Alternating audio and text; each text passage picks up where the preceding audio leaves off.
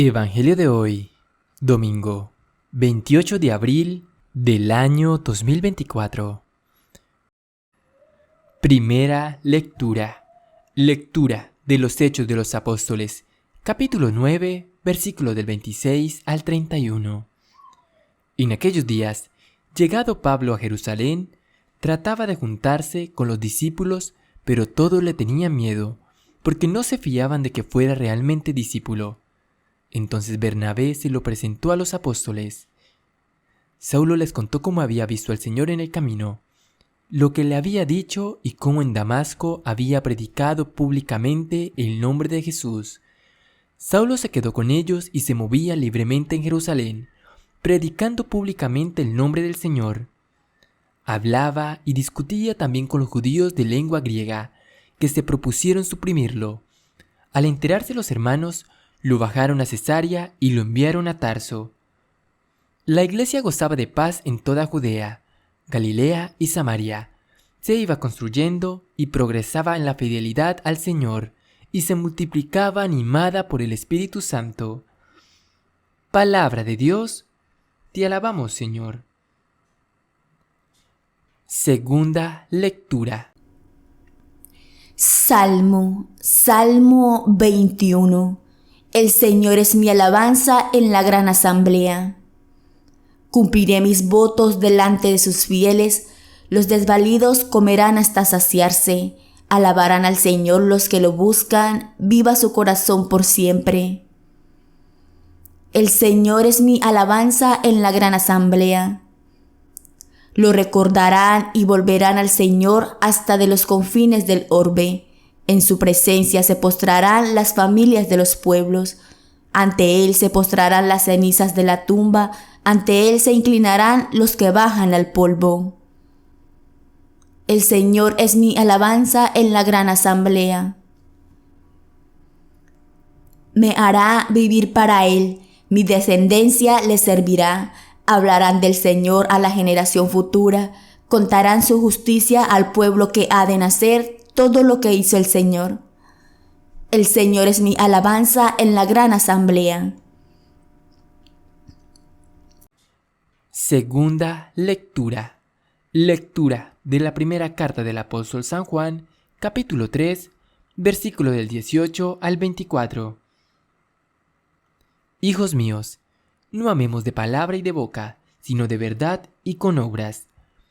En esto conoceremos que somos de la verdad, y tranquilizaremos nuestra conciencia ante Él, en caso de que nos condene nuestra conciencia, pues Dios es mayor que nuestra conciencia y conoce todo.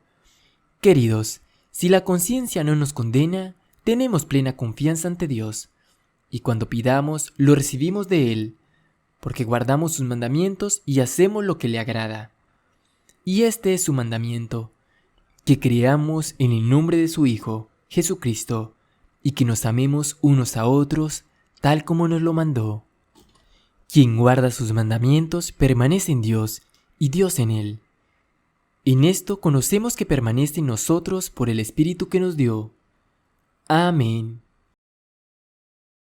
Lectura del Santo Evangelio, según San Juan, capítulo 15, versículos del 1 al 8. En aquel tiempo, dijo Jesús a sus discípulos: Yo soy la verdadera vida, y mi Padre es el labrador.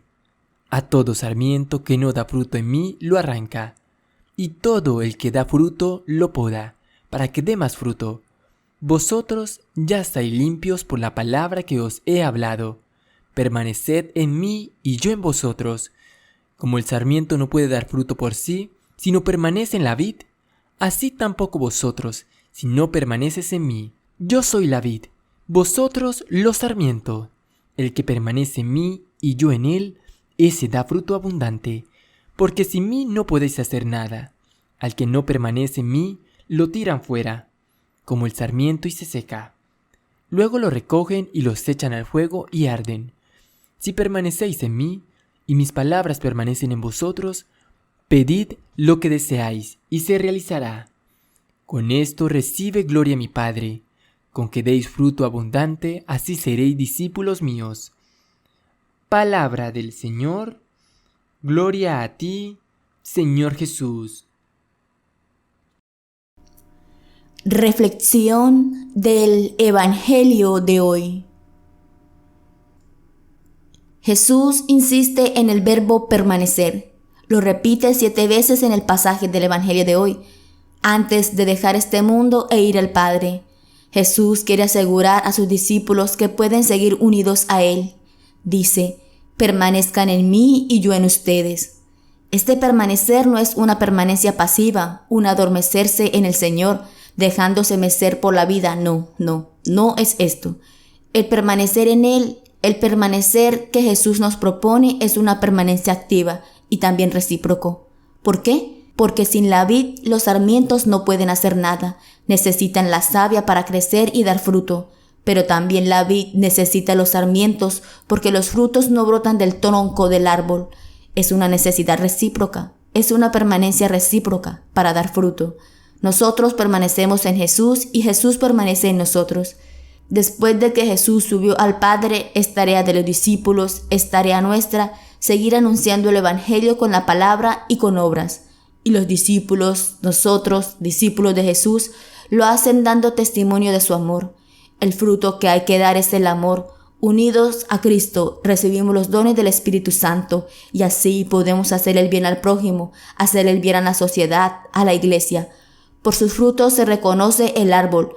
Una vida verdaderamente cristiana da testimonio de Cristo.